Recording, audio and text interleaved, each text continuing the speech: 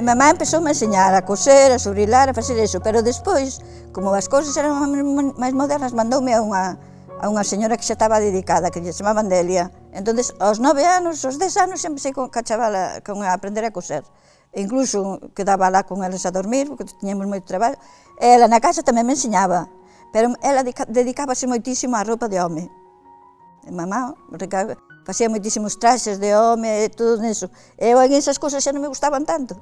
Ela si, o que era traxes pós-militares, facía, ela moitísimo, todo dedicábase a facer, gustaballe moitísimo todo de roupa de home. Despois, si, por exemplo, iba para Abalo, ao mellor tiñan para ter un ameniño ou algo, e botaba lá toda a semana, cunhas sábanas facían a roupiña de todos, os de cousiños de bebés e todo ela, viña para ela, dixía ela, iba a eso, por cousa de que non ia, pero o dela era o de home, gustaballe moitísimo, eu non, eu xa me dedicaba máis despois fui a Ferrol a sacar o diploma, fomos a Ferrol, porque antes non había por aquí nada, mandaron-te a Ferrol, a miña jefa que estaba, que xa tiña, ela xa, e fomos a Ferrol, botamos alá 3 meses, dormindo ali, bajábamos ela ao sitio, porque non é, e botamos 3 meses, pois xa viñamos, e xa me puxen con meu, non dedicaba, pero, bueno, eu dediquei-me a todo, fixen vestidos de novia, de todo, fixen vestidos de novia, fixen traxes de gallegas, un montón delas, de gallega gustaba moitísimo.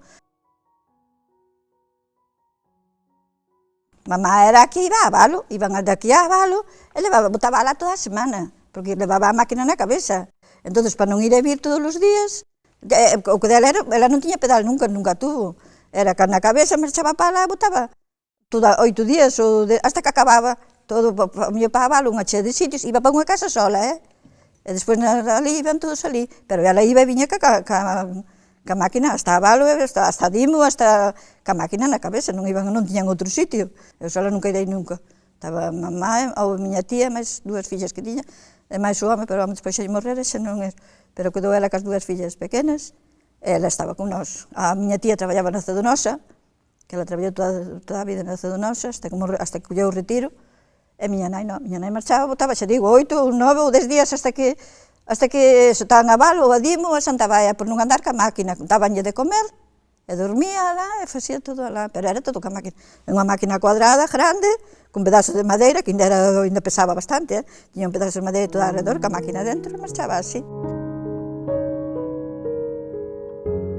Eu nunca cantei, pero mamá sí, estábamos na cosa de mamá, e cantaba cancións de unha chea delas, puñese a cantar. O que máis cantaba era como era a Virxen de Guadalupe, cando vai para...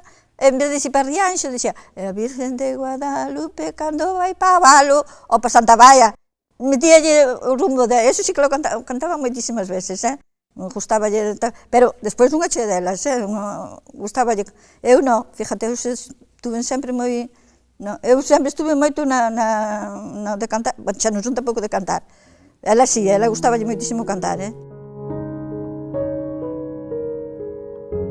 Facía todo na miña habitación, que non tiñamos máis que unha habitación e un cuarto de baño, bueno, o dicir, cando empecé, despois non, despois xa trouxen a foto que teño, xa montei o meu talleriño, tiña chicas a aprender, tuve hasta 18 chicas comigo aprendendo, que 3 saliron moi ben, que colleron o seu oficio, unha ainda está aquí, vai agora poñer un talleriño así pequeno, pero ben, moi ben.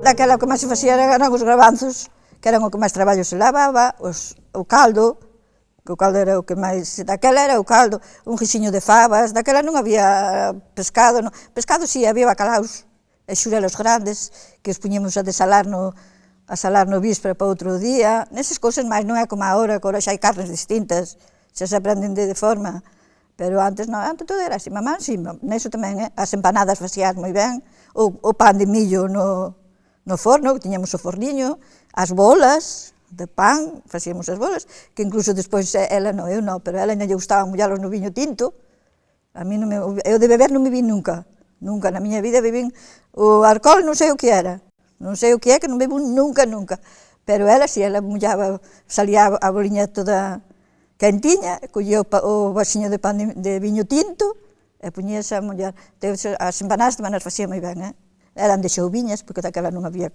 eran de xouvas ou de bacalao, unha cousa de eso. E o forno tamén o cosíamos, e o caldo tamén o facíamos moi ben. Pero a mellor facíamos o caldo para toda a semana, casi.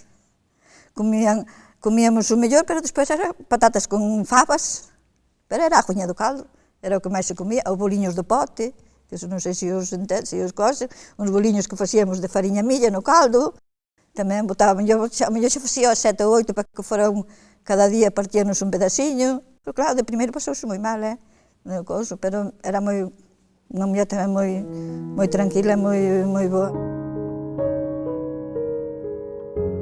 Levo 30 e tantos anos no fútbol metida. Aí sí, aí era onde eu quedaba tranquila. Tiña o fillo que era porteiro, e entonces luchaba. Fui na directiva moitísimos anos, levaba todo, traía a roupa para casa, levaba a roupa de 8 a 9 equipos, levaba toda a roupa, pois recollía, e limpiaba os vestuarios, e facía todo algo. Foi o que máis me dediquei. Somos moitos socios. Este ano, con toda a pandemia, pero ademais había 100 e pico, 180, 200 e pico de socios, moita xente sempre.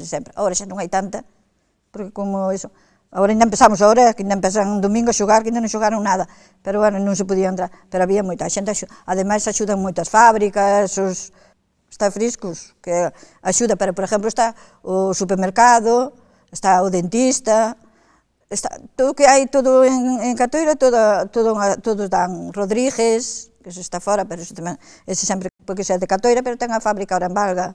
Tiñamos o noso porteiro que era de Catoira, que tamén axuda moito na cousa, cando hai os torneos sempre ven el, a dar os torfeos, a dar cousa moi ben, nesos moi ben.